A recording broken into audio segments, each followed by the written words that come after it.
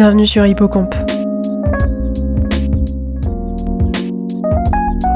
Moi c'est Marie, votre hôte pour aujourd'hui et pour les prochains épisodes.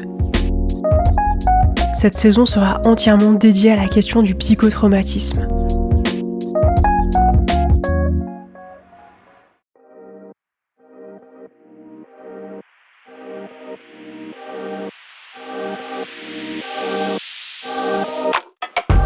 Bienvenue dans ce nouvel épisode d'Hippocampe Podcast. Aujourd'hui, nous allons aborder un sujet aussi complexe qu'essentiel, le lien entre psychotraumatisme et émotion. En effet, les expériences traumatisantes laissent souvent des cicatrices invisibles mais bien réelles. Ces blessures peuvent avoir un impact profond sur la gestion de nos émotions, notre façon de percevoir le monde et nos relations aux autres. Nous allons, au fil de cet épisode, mieux appréhender le rôle de nos émotions dans notre vie de tous les jours, comprendre comment le psychotrauma impacte leur gestion. Pour aborder ce sujet, j'ai la chance d'accueillir aujourd'hui Cyril Bigaillon, aussi appelé Psychomique sur les réseaux. Cyril est psychologue, psychothérapeute.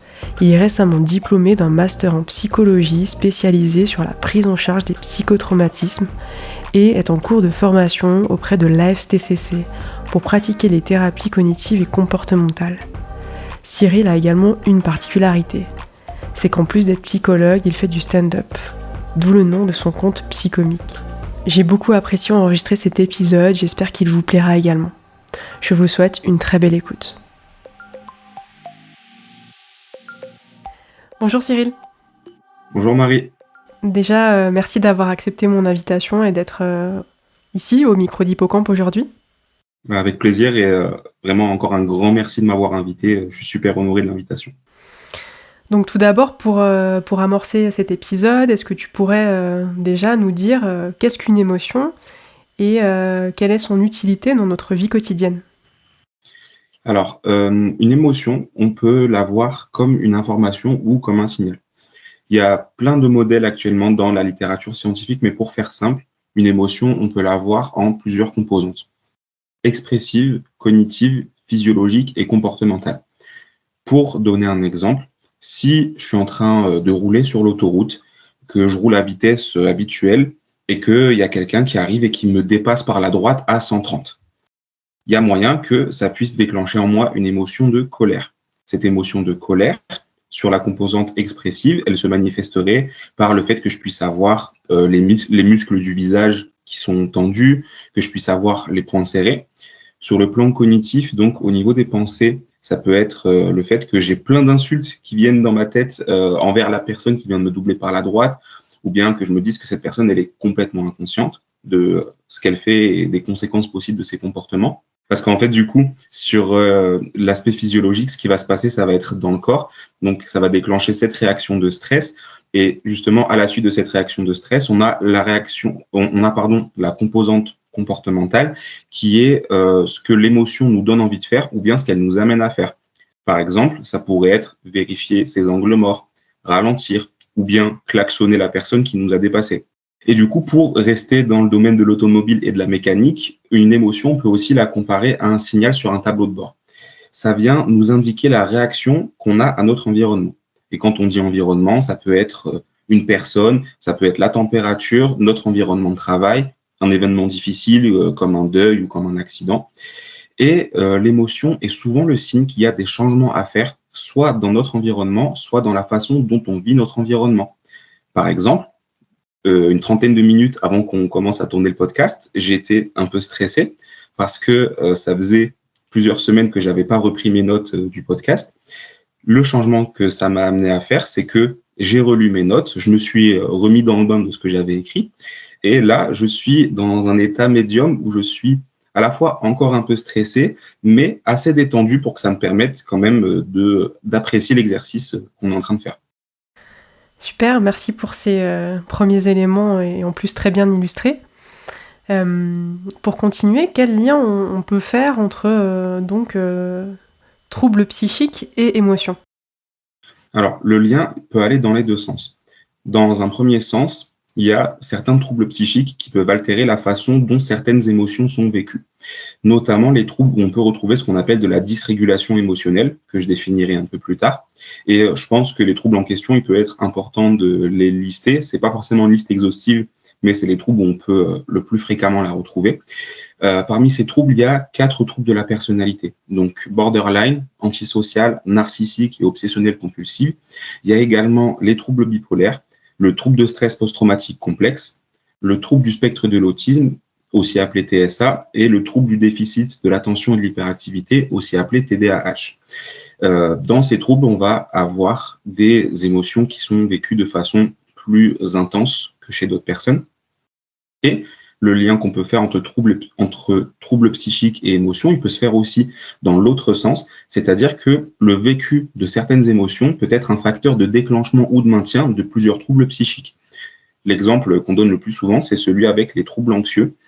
Par exemple, j'ai peur de faire une crise d'angoisse ou une attaque de panique. Comme j'ai peur de faire cette crise d'angoisse, ça vient déclencher une réaction de stress en moi, par exemple des battements de cœur. Et selon la perception que j'ai de mon stress et de mes battements de cœur, il peut arriver soit le scénario où je sais que j'ai ces sensations corporelles vu que ça me stresse, ou bien je peux interpréter cela comme étant un début de crise d'angoisse.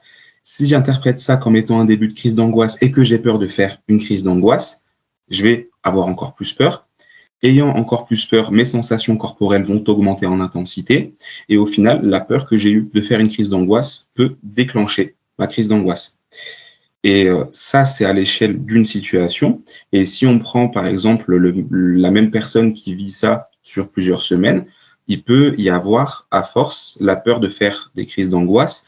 Et donc, ça peut l'amener à venir se restreindre sur certains contextes qui pourraient la stresser. Par exemple, si elle vit du stress au travail, mais que désormais elle a peur de faire des crises d'angoisse au travail, ça peut mener à des problématiques au travail. Et le fait qu'il puisse y avoir cet impact ensuite sur la vie de la personne, c'est ce qu'on appelle le retentissement fonctionnel. Et à partir du moment où il y a des difficultés psychologiques et un impact sur la vie de la personne, on peut parler de troubles psychiques. Sachant que, rappel important, là je parle de la façon dont le vécu de certaines émotions peut être un facteur de déclenchement ou de maintien de troubles psychiques, mais c'est très important de rappeler la dimension plurifactorielle en santé mentale, c'est-à-dire qu'il y a plein d'autres facteurs qui peuvent entrer en jeu, le tempérament, l'environnement socio-culturel, le fonctionnement neuropsychologique et encore plein d'autres. Super, merci pour ces précisions. On va peut-être maintenant aller aussi sur le sujet qui nous intéresse le plus aujourd'hui, donc le lien vraiment sur la question du psychotrauma avec la question de la gestion émotionnelle. Donc pour cela et avant d'aller plus loin, est-ce que tu pourrais rappeler donc aux auditeurs et aux auditrices qui nous écoutent aujourd'hui quelles sont ces 3 notions-là? Donc souvent on parle de ces 3 notions. Donc il y a l'événement traumatogène, le psychotrauma et le trouble de stress post-traumatique. Est-ce que tu peux nous en dire un petit peu plus sur ces 3 notions? Alors, dans un premier temps, il y a les notions d'événement traumatogène et d'événement traumatique. Un événement traumatogène, c'est un événement qui a plus de probabilité qu'un autre de venir déclencher du psychotrauma chez une personne. Psychotrauma que je vais définir juste après. Un événement traumatogène, ça peut être typiquement une agression, ça peut être un attentat. Et ce qui va venir faire de cet événement un événement traumatique, ça va être la façon dont une personne y réagit par la suite. C'est-à-dire que 2 personnes peuvent vivre exactement le même événement traumatogène, mais l'une pourra développer une réaction de psychotraumatisme et pas l'autre. Du coup, pour en dire plus sur le psychotraumatisme, c'est la réaction du corps et de l'esprit, donc sur le plan physiologique, sur le plan émotionnel, sur le plan des croyances, suite à un événement qui vient remettre en cause l'intégrité physique ou psychologique d'une personne. Ce psychotraumatisme peut avoir pas mal de conséquences dont on parlera par la suite plus en détail. Et du coup, pour aller plus loin dans la définition, un psychotraumatisme n'implique pas forcément de développer un trouble de stress post-traumatique. Un trouble de stress post-traumatique, ça va être un trouble spécifique avec certains symptômes spécifiques que je vais définir juste après. Mais suite à un psychotraumatisme, il y a des personnes qui peuvent développer une dépression, une addiction, un trouble anxieux, un trouble alimentaire. Un trouble de stress post-traumatique, souvent et malheureusement, les personnes ne développent pas qu'un seul type de trouble suite à un psychotraumatisme. Mais en tout cas, voilà, il est important de garder en tête que même s'il n'y a pas les symptômes classiques de trouble de stress post-traumatique, il peut quand même y avoir eu un psychotrauma. Pour ce qui est des symptômes de trouble de stress post-traumatique, il y a 2 triades de symptômes qu'on doit considérer. La première triade, c'est ce qui va nous permettre de dire qu'il y a trouble de stress post-traumatique simple déjà. Cette triade, c'est la perception de la menace, les symptômes intrusifs et l'évitement de ce qui est lié à l'événement traumatique ou aux événements traumatiques. La perception de la menace, c'est le fait d'avoir une altération du système d'éveil et de vigilance. Et ça peut mener à des difficultés au niveau du sommeil, à de l'hypervigilance lorsqu'on est dans des situations qui d'abord peuvent être liées au trauma. Et ensuite, quand ça se chronicise, cette hypervigilance, elle se généralise à d'autres domaines. Les symptômes intrusifs, c'est par exemple des flashs, des images, des sensations corporelles de l'événement ou des événements qui peuvent revenir. Et l'évitement, c'est l'évitement des 2 premiers critères, donc l'évitement de lieux qui peuvent susciter de l'hypervigilance, l'évitement de certains souvenirs qui rappellent le trauma. Déjà, quand il y a cette triade de symptômes, on peut parler de troubles de stress post-traumatique. Selon les dernières définitions, on peut aussi parler de troubles de stress post-traumatique complexe lorsqu'on a une deuxième triade de symptômes en plus de cette première.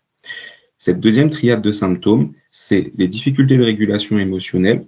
Ensuite, quelque chose qui est formulé comme étant le concept de soi négatif, que je vais mieux définir par la suite, et des perturbations sur le plan relationnel. Les difficultés de régulation émotionnelle, je vais les définir un peu plus en détail après, mais tout est dans le terme. Ce sont des émotions qui peuvent être souvent soit beaucoup plus intenses que ce qui est attendu, soit à l'inverse, pas assez intenses par rapport à une autre personne. Le concept de soi négatif, ça va être une vision souvent très altérée de nos compétences, de notre estime de soi, de notre dignité en tant que personne. C'est souvent des cas de figure où il y a énormément de culpabilité ou de honte suite à un événement traumatisant. Et du coup, on peut, de fil en aiguille, aisément imaginer que suite à la première triade de symptômes plus aux 2 critères dont je viens de parler, ça puisse mener à des difficultés relationnelles. Le lien entre tout ça, je l'expliciterai encore plus dans les réponses suivantes.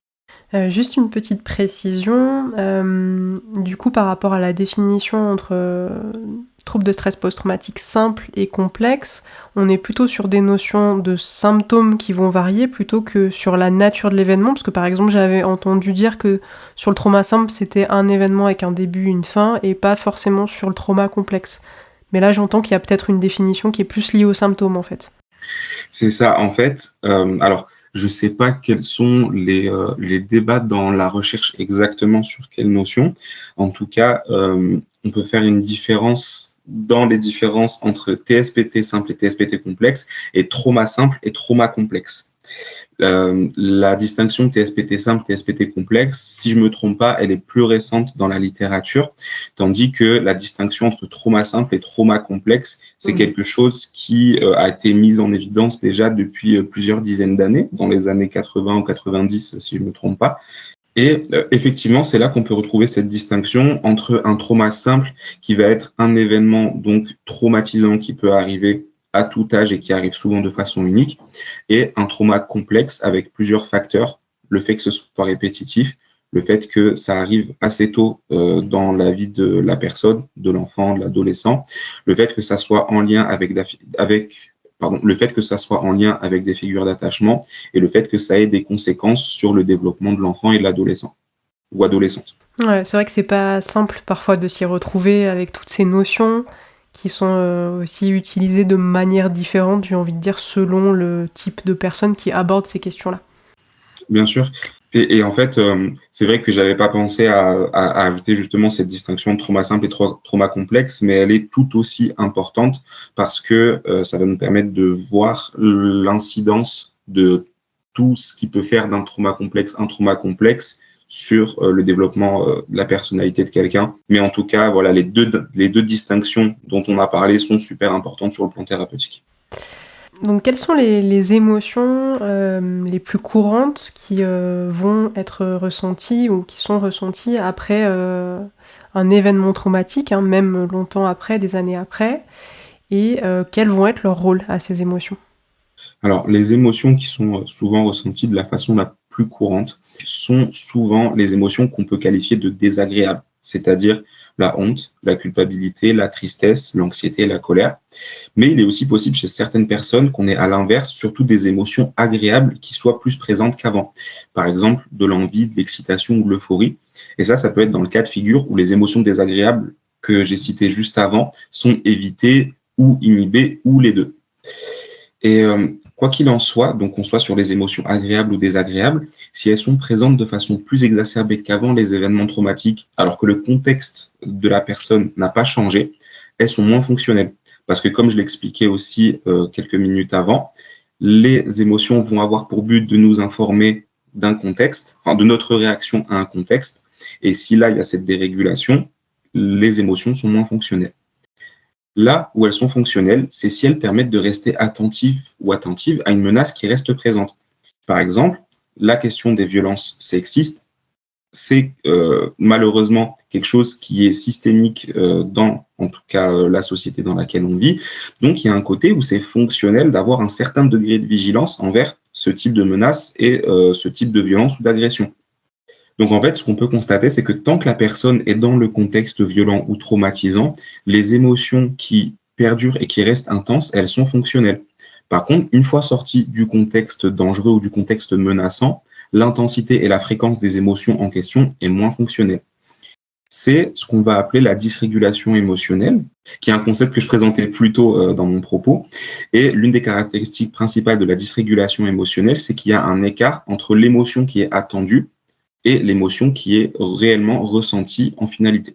Comment un psychotraumatisme va entraîner des perturbations donc dans la capacité de régulation, de gestion des émotions?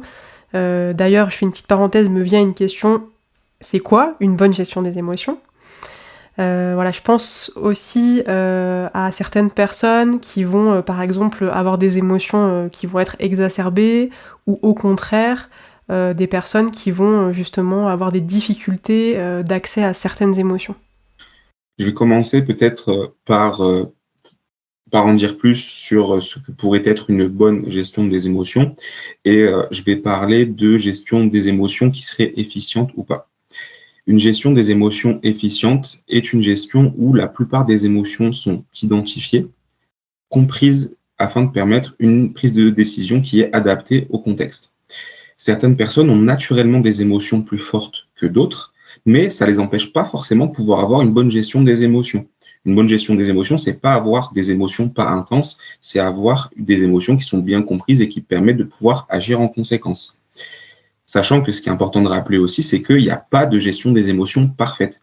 Même avec une bonne gestion des émotions, des situations de crise peuvent toujours arriver. Seulement, avec une gestion des émotions plus efficiente, même quand les crises arrivent, elles peuvent être mieux gérées et donc avoir moins d'impact sur la vie de la personne. Et aussi, comme je l'expliquais plus tôt, l'émotion, c'est un signal qui permet une prise de décision adaptée. Or, lorsqu'il y a psychotrauma, la personne a perçu un tel danger de la part de la situation que son cerveau reste en état d'alerte même si le danger n'est plus ou moins présent. Sachant que, on le rappelle, c'est important, le danger, ça peut être une agression, une catastrophe naturelle, mais aussi un abandon, une trahison, du harcèlement ou de la négligence émotionnelle. Ça me paraît super important de le rappeler. Tout psychotrauma est légitime à être pris en charge et à être considéré comme tel, et il n'y a pas de hiérarchie de la légitimité de la souffrance. Et du coup, comme la personne continue de percevoir le danger et de ressentir les émotions associées, ça peut l'amener à avoir une perception erronée des événements. Et cette perception erronée des événements peut faire qu'il y a des prises de décision qui ne sont pas adaptées au contexte. Et du coup, ces prises de décision pas adaptées au contexte peuvent elles-mêmes mener à des comportements dysfonctionnels. Et ces comportements, ils peuvent donc avoir un impact soit pour la personne concernée, soit pour son entourage, ou souvent pour les deux. Ces comportements erronés peuvent par la suite amplifier l'intensité ou l'évitement des émotions vécues comme difficiles. Et c'est comme ça qu'un cercle vicieux d'évitement émotionnel peut se mettre en place. On a aussi des facteurs supplémentaires comme l'âge de survenue du ou des traumas et le type de trauma donc, dont on parlait tout à l'heure. Pour faire simple, la gestion des émotions, c'est pas quelque chose d'inné, c'est quelque chose qui s'apprend. Et plus l'enfant est jeune, moins il a les capacités pour ça. Ça veut dire que ce sont les adultes qui s'occupent de lui qui ont un rôle déterminant dans cet apprentissage. Il y a un lien très étroit, et on le voit dans la littérature scientifique, entre attachement qui se crée auprès des adultes qui s'occupent de l'enfant, et l'apprentissage de la gestion émotionnelle. Pour synthétiser, on a le premier facteur. Si les adultes qui s'occupent de l'enfant ont une mauvaise gestion des émotions, il y a plus de chances qu'ils en apprennent une mauvaise à l'enfant. Le second facteur, qui peut souvent arriver avec le premier, c'est celui où l'adulte va, par le biais de violences psychologiques, physiques ou sexuelles, ou de négligence physique ou émotionnelle, engendrer du psychotrauma chez l'enfant. Le psychotrauma chez l'enfant mène à ce que l'enfant fasse des apprentissages inadaptés sur la vie. Par exemple, si un enfant est frappé par son père dès qu'il pleure, il apprendra qu'il est dangereux de pleurer. Et dans ce contexte, cet apprentissage sera adapté car il permettra malheureusement de mieux assurer sa survie. Or, une fois sorti de son contexte, cet enfant risque de ne pas s'autoriser à pleurer ou à se montrer vulnérable. Et ça pourrait peut-être l'empêcher qu'il perçoive un jour, en tant qu'adulte, que ses études ne lui plaisent pas et le dépriment complètement. Ce fonctionnement de cercle vicieux, c'est aussi quelque chose qui se vaut après un trauma simple à l'âge adulte. Et ça fait qu'on peut y ajouter un autre cercle vicieux qui est celui de l'épuisement de l'épuisement du système de stress. C'est-à-dire qu'on prend le cas de figure d'une personne qui ressent du stress chronique. Ce stress chronique va l'épuiser. Comme la personne est épuisée, elle a moins de capacité pour gérer ses problèmes et pour gérer son stress. Donc, elle ressent encore plus de stress qui est encore moins bien géré et elle est de plus en plus épuisée. Et c'est comme ça aussi que le cercle vicieux se met en place. Tu as parlé un petit peu là dans cette dernière question, donc la question des relations. J'aimerais te demander du coup quels sont les liens qu'on peut faire entre ces difficultés de gestion émotionnelle, donc liées à un psychotraumatisme, et les relations interpersonnelles. En fait, comme je l'ai expliqué, la gestion des émotions, c'est en grande partie appris par les figures d'attachement. Et c'est également ces personnes qui apprennent en partie à l'enfant comment créer ou ne pas créer de lien avec les autres. Donc, si l'attachement avec les figures d'attachement est insécure, ça peut mener, selon le fonctionnement que j'ai expliqué, au développement de ce qu'on appelle des schémas précoces inadaptés, qui sont des choses typiquement qu'on travaille en thérapie des schémas. Les schémas font partie des apprentissages que j'évoquais plus haut. Pour survivre, le cerveau a besoin de retenir des informations d'événements passés pour mieux prédire le futur. Donc, il tire des apprentissages des situations relationnelles. Sauf que si les relations sont insécures, l'apprentissage que la personne en fait lui permettra plus difficilement de créer des relations sécures et saines au niveau émotionnel. Par exemple, si la mère d'un enfant lui a dit pendant toute son enfance qu'elle l'abandonnerait s'il n'avait pas d'assez bonnes notes, il se peut qu'il ait appris que pour entretenir une relation, il faut fournir des résultats de performance en termes de salaire ou de tâches ménagères à une autre personne. Et cette quête de performance dans le cadre d'une relation se ferait au détriment du développement d'autres compétences, comme par exemple exprimer ses émotions, parler de ses vulnérabilités ou demander de l'aide à l'autre personne. C'est le fonctionnement qu'on retrouve avec plusieurs schémas précoces inadaptés, par exemple le schéma d'abandon, le schéma de méfiance ou bien le schéma d'imperfection. Et le développement de ces schémas peut mener aussi au développement de stratégies de compensation pour compenser les vulnérabilités qui viennent des schémas en question. Par exemple, le fait d'être excessivement dans la recherche d'approbation, de reconnaissance, le fait de contrôler excessivement ses émotions, ou bien même le fait d'avoir recours à des comportements de manipulation envers les autres. Et du coup, tout ça peut poser problème dans un contexte de relations interpersonnelles. On a en plus le cas de figure des violences sexistes et sexuelles qui peuvent venir altérer l'intimité. Et quand on dit intimité, je précise que c'est au sens large, c'est pas juste la sexualité, c'est tout ce qui va être en lien avec le fait de créer une proximité avec une personne, qui est aussi d'ailleurs du contact physique ou non. Et en fait, il y a plusieurs compétences émotionnelles et je peux peut-être donner un cas de figure qui permet d'illustrer ces compétences et de voir dans quelle mesure ces compétences, quand elles sont déficitaires, peuvent avoir un impact dans une relation. Si j'ai mon meilleur ami qui me vanne sur un défaut physique que j'ai et que ça, c'est quelque chose qui me complexe. Si j'ai un déficit au niveau de l'identification de mon émotion, je ne vais pas forcément réaliser que c'est quelque chose qui me met en colère. À l'inverse, si j'ai identifié ma colère mais que j'ai un déficit au niveau de l'expression de mon émotion, je ne vais pas forcément pouvoir exprimer cette colère. Donc, il y a moyen que ce soit quelque chose qui reste enfoui en moi et qu'un jour, ça explose dans le cadre d'une conversation qui n'aurait rien à voir avec la vanne en question. C'est hyper intéressant vraiment cette lecture aussi via le psychotrauma, qu'on n'a pas forcément dans toutes les approches. qui permet aussi de mieux décrypter nos relations et nos façons d'interagir finalement avec les autres. Même si une fois qu'on a cette lecture-là, on voit tout à travers ce prisme-là, peut-être. C'est ça, et c'est aussi pour ça justement que je tiens à rappeler, tout comme ce que je disais tout à l'heure par rapport au rapport entre vécu de certaines émotions et troubles psychiques, que là aussi on est sur quelque chose de plurifactoriel. Les problèmes relationnels ne viennent pas forcément que de psychotrauma ou de mauvaise gestion des émotions. Il peut aussi y avoir plein d'autres facteurs, comme je donne un exemple, le trouble du spectre de l'autisme qui peut venir altérer la façon dont les personnes créent des relations. Et il y a plein d'autres exemples aussi qui peuvent entrer dedans. Mais effectivement, on peut quand même constater à quel point le psychotrauma et la gestion des émotions sont des facteurs qu'on peut fréquemment retrouver dans ces cas de figure. Ouais, c'est important d'avoir de la nuance aussi, en effet.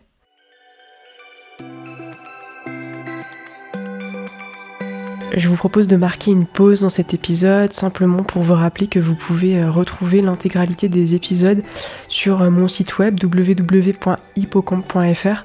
Dans cette saison 2, j'ai eu l'occasion d'interviewer des professionnels du sujet, mais également de recueillir des témoignages. Vous pouvez retrouver par exemple des épisodes sur la question de la dissociation, sur l'emprise, les violences conjugales et bien d'autres. Afin de faire vivre mon travail, n'hésitez pas à noter mon podcast sur votre application d'écoute favorite en lui mettant plusieurs étoiles et ou en mettant des commentaires sur YouTube. Cela permet simplement de gagner de la visibilité, mon objectif étant de permettre au plus grand nombre d'avoir accès à du contenu en santé mentale.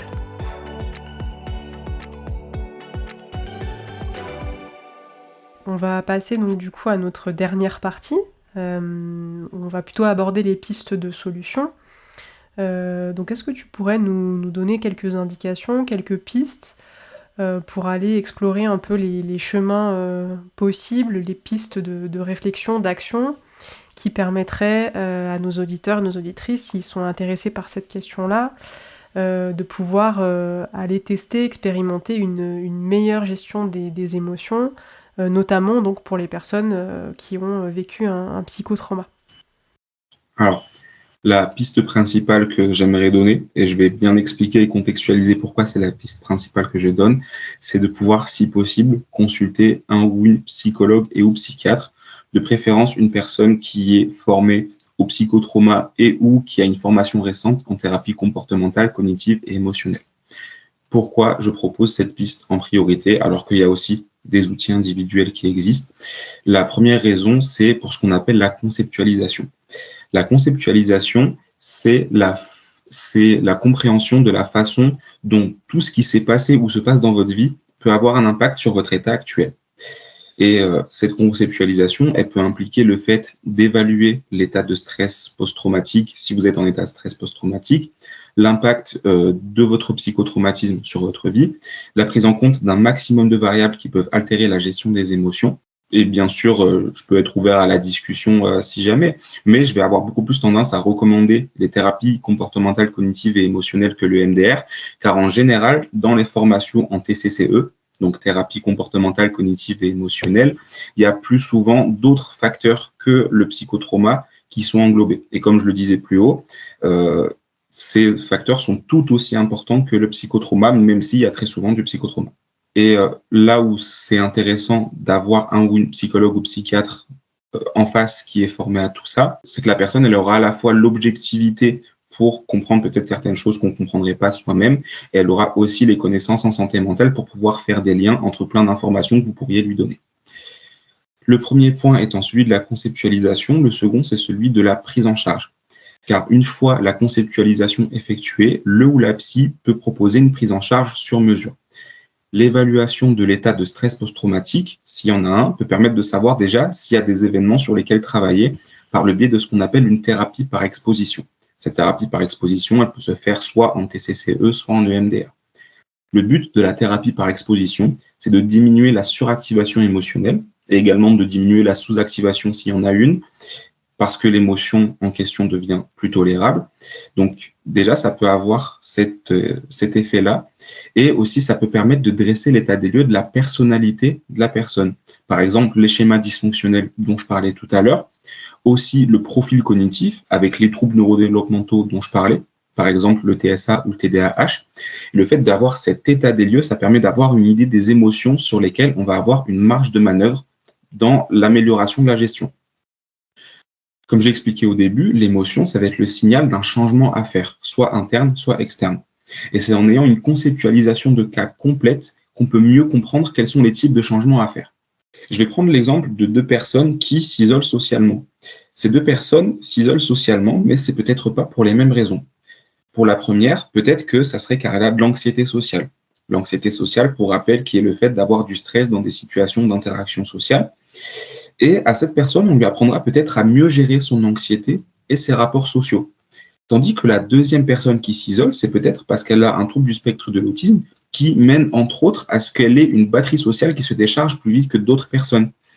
Donc, pour cette personne, on va plutôt chercher l'aider à comprendre son fonctionnement et à adapter la fréquence de ses rapports sociaux en fonction de ses objectifs. Sachant bien sûr qu'une personne peut avoir un trouble du spectre de l'autisme et de l'anxiété sociale, et à nouveau, le fait d'avoir cette conceptualisation complète peut nous permettre de voir la marge de manœuvre qu'on a. Et du coup, le fait d'avoir un ou une psy en face qui est compétent ou compétente, ça permet d'être accompagné dans ce travail avec une expertise qui est objective du fonctionnement émotionnel. Mais je suis conscient qu'il y a plein d'obstacles possibles à prendre rendez-vous. Si pour vous, l'obstacle n'est pas financier, j'espère que je vous ai donné quelques bonnes raisons de pouvoir consulter. S'il est financier, il y a peut-être quelques pistes à garder en tête. La première, c'est qu'une première consultation n'engage en rien. On peut avoir la perception commune que lorsqu'on va voir un ou une psy, on se lance dans un suivi. C'est pas forcément le cas. Des fois, une première consultation, ça peut juste permettre de voir si on ressent un bon feeling avec la personne, si ça a l'air de correspondre à nos attentes. Et ce qui est important aussi de garder en tête, c'est qu'il y a des personnes qui consultent qu'une fois par mois. Et une fois par mois, ça peut toujours mieux aider que pas de consultation du tout. Et quand je dis que ça peut mieux aider, il y a même des personnes avec qui on a des changements significatifs avec des consultations mensuelles. À nouveau, je perçois tout de même la difficulté que ça peut être sur le plan financier de pouvoir consulter une fois par mois pour certaines personnes. J'ai moi-même été dans ce cas de figure, donc je comprends complètement. Il y a aussi autre chose qui peut être difficile, même si ça peut être un pas qui n'est pas évident, mais ça peut être le fait de rechercher de l'aide sociale si votre situation financière ne vous permet pas de pouvoir avoir des consultations dans le but de prendre soin de votre santé mentale. L'intérêt que ça peut avoir, c'est que en allant vers de l'aide sociale, il y a peut-être moyen que ça puisse vous donner un peu plus de ressources financières. Si ça vous donne plus de ressources financières, ça peut vous permettre de prendre un peu plus soin de votre santé physique ou mentale, et donc peut-être d'être en meilleur état et en meilleure situation pour gérer d'autres choses de vos vies, que ce soit sur le plan financier, professionnel ou en termes de santé. Pour rechercher cette aide sociale, il peut y avoir par exemple ce qu'on appelle les MSD. Les MSD qui sont les maisons des solidarités départementales. Il y a aussi des assistantes sociales en libéral. Je pourrais donner le compte Insta d'une personne qui fait du contenu de ce type en fin de podcast. Et le but de ce type de service serait de savoir s'il y a des droits auxquels vous avez accès, mais dont vous n'avez peut-être pas connaissance, parce que la précarité et le manque d'accès aux soins, ça fait partie des plus gros facteurs aggravants de difficultés psychologiques. Ça, c'est important de le rappeler. Donc, pouvoir essayer de prendre la boucle de façon inverse peut être quelque chose d'aidant. Maintenant, si l'obstacle n'est pas financier, vous pouvez aussi demander à vos proches si ils ou elles ont des professionnels à vous recommander. Le fait aussi d'essayer plusieurs psys, comme je le disais, c'est quelque chose qui peut être intéressant car on n'a pas forcément un feeling optimal du premier coup. Et en fait, c'est pas parce que vous n'avez pas le feeling avec un ou une psy qu'il n'y aura pas le feeling avec le prochain, la prochaine, celle d'après. Il y a aussi des personnes qui ont consulté des psys différents dans leur vie parce qu'il y avait des besoins différents. Je vais peut-être donner mon exemple personnel. Je viens d'entamer mon suivi avec le 6e psy de ma vie. Ça ne veut pas forcément dire que les suivis précédents se sont mal passés, mais j'avais simplement des besoins différents à des moments différents de ma vie. Et c'est OK. Il se peut aussi que vous ayez peur de vous retrouver submergé par vos émotions ou vos traumas si vous consultez et que vous allez ouvrir la boîte de Pandore. C'est une peur qui est normale et elle est très fréquente chez beaucoup de personnes. Et j'imagine que cette peur, si vous écoutez aussi peut-être ce podcast et que vous vous sentez concerné, elle est sûrement équivalente à la souffrance que vous avez en vous. Le rôle d'un ou d'une psy, ce sera de vous mettre dans des dispositions optimales pour que vous puissiez, en sa compagnie, en sa présence et avec son aide, partager, voire dépasser votre souffrance. D'où aussi l'importance de se faire confiance sur la façon dont vous sentez la personne en face. C'est important en effet cette question-là de la sécurité et puis du feeling aussi, qui peut être ressenti avec un futur thérapeute.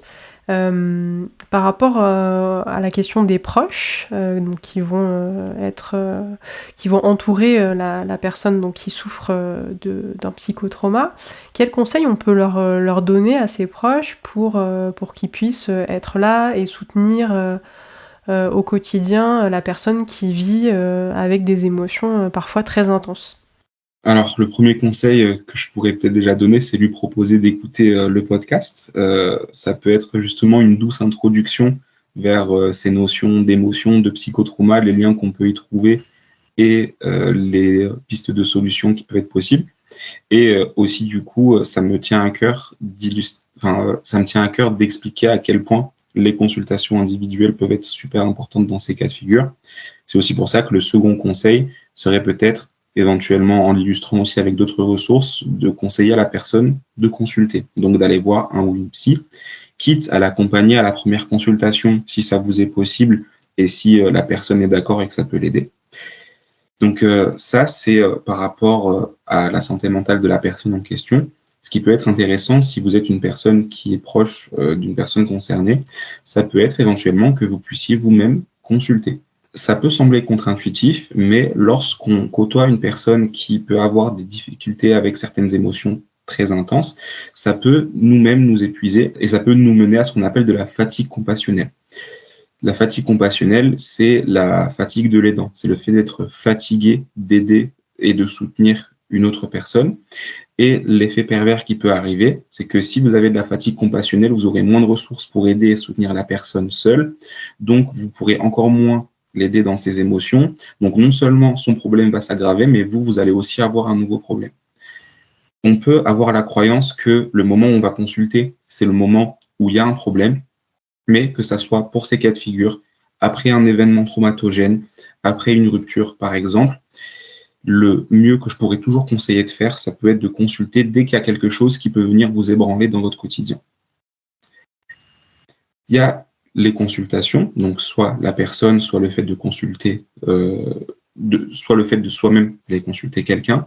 Et pour aller de façon plus concrète sur le quotidien et la vie quotidienne, on peut avoir le fait de garantir la sécurité de la personne et sa propre sécurité. Sur le plan émotionnel, c'est déjà les conseils que j'ai pu donner, donc le fait de consulter, etc.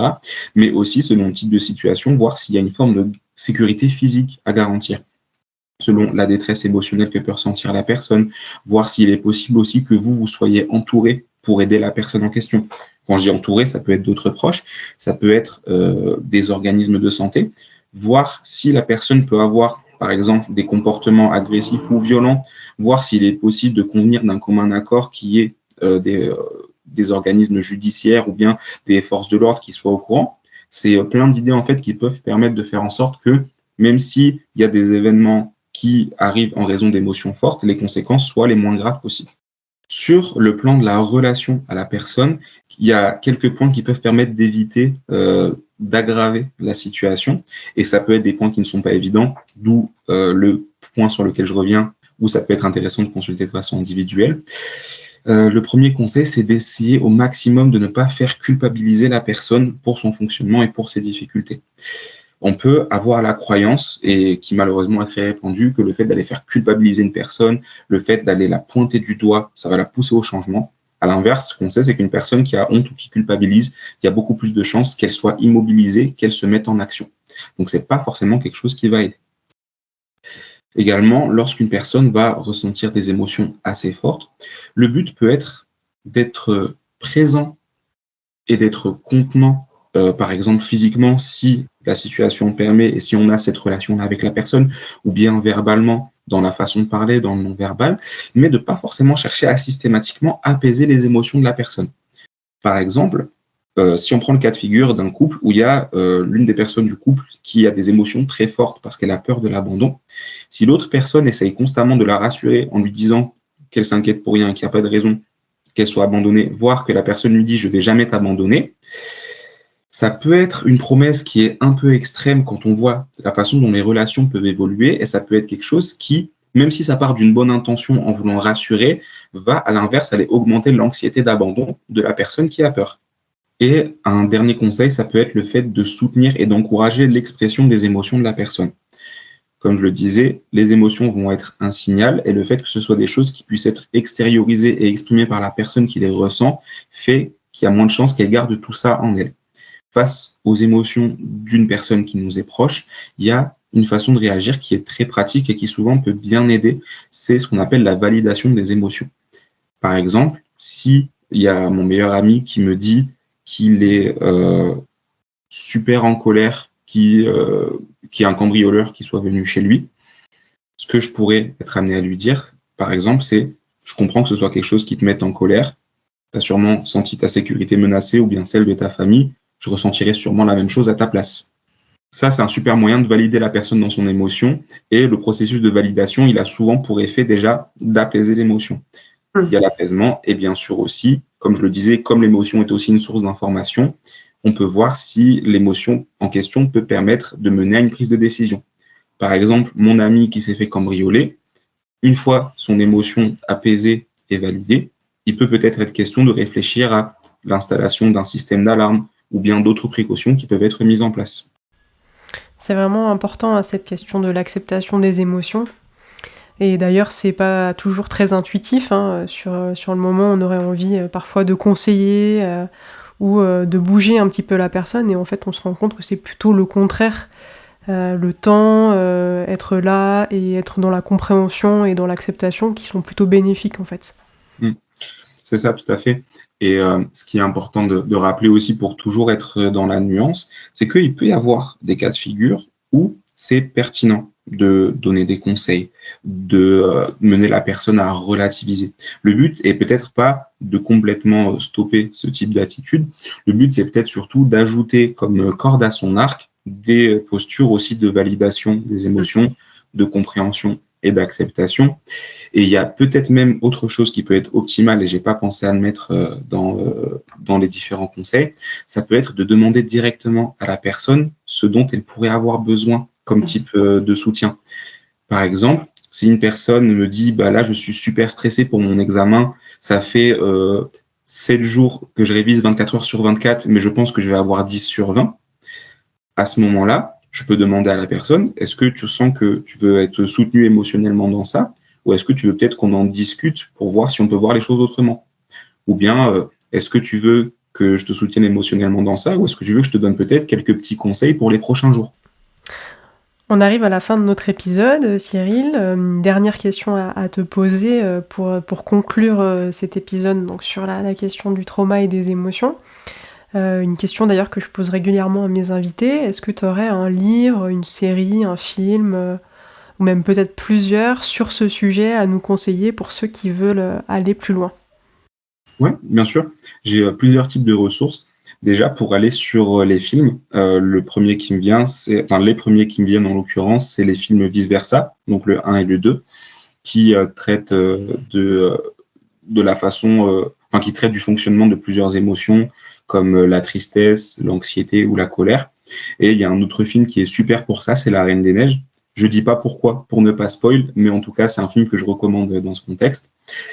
Pour rester dans l'animation, mais plutôt sur le plan de la culture japonaise avec les mangas et les animés, il y en a un que j'ai découvert récemment qui s'appelle Mob Psycho 100, qui, pareil, je spoil pas pourquoi, mais est super intéressant par rapport aux notions dont on a parlé aujourd'hui. Pour ce qui est des livres, j'en ai un à pouvoir conseiller en particulier qui s'appelle Je réinvente ma vie. C'est un livre qui est écrit ou coécrit, je sais plus, par l'un des créateurs de la thérapie des schémas. Je parlais de la thérapie des schémas plus haut. Et c'est un livre très accessible qui permet de donner des pistes concrètes sur la façon dont on peut se détacher de certains conditionnements traumatiques qu'on a pu avoir, que ce soit dans les relations avec les autres ou bien dans notre relation à soi, dans notre relation intrapersonnelle. Pour ce qui est des podcasts, j'en ai plusieurs à recommander. Déjà, les podcasts du coup de Marie, les podcasts Hippocampe qui traitent du trauma, qui traitent aussi des difficultés psychologiques qu'on peut ressentir suite à tout ça. Et globalement, je dirais tout podcast qui peut vous permettre de mieux comprendre votre souffrance, de permettre de vous légitimer dans cette souffrance et de voir aussi que vous n'êtes pas seul dans ça. C'est quelque chose qui peut être très aidant. Toujours dans ce contexte, il y a du coup le Militant Psy qui fournit beaucoup de podcasts très intéressants sur la santé mentale. Je vous en recommande notamment un en particulier sur le trouble de stress post-traumatique. Je crois qu'il s'appelle littéralement comme ça. Il y a aussi le contenu de Catherine Lapsy qui fait des podcasts et du contenu sur Instagram qui du coup parle beaucoup d'émotions et de traumas sous le prisme de thérapie des schémas, de thérapie EMDR et d'autres thérapies qui sont aussi super sympas. Il y a la chaîne de PsychoQuack qui est un peu, je dirais, notre papa à tous, à créateurs et créatrices de contenu psycho, qui en fait a une chaîne YouTube avec des vidéos qui expliquent vraiment plein de concepts.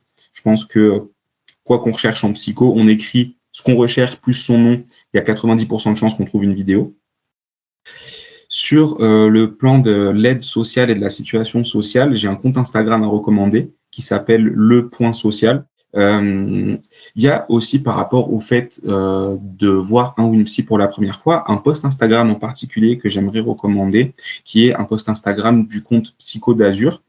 Et ce post Insta, il vient parler des différents green flags ou red flags qu'on peut trouver chez des psys et ça peut permettre aussi d'orienter notre prise de décision.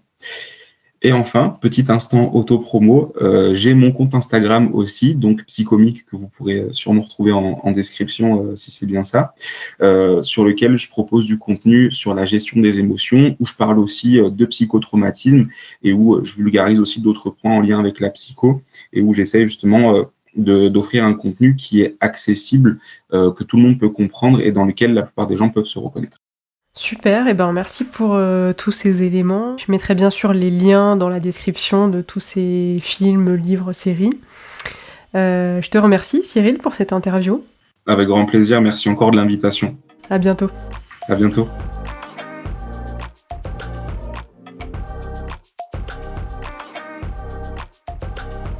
Merci d'avoir écouté cet épisode en intégralité. On se retrouve très bientôt pour de nouveaux épisodes.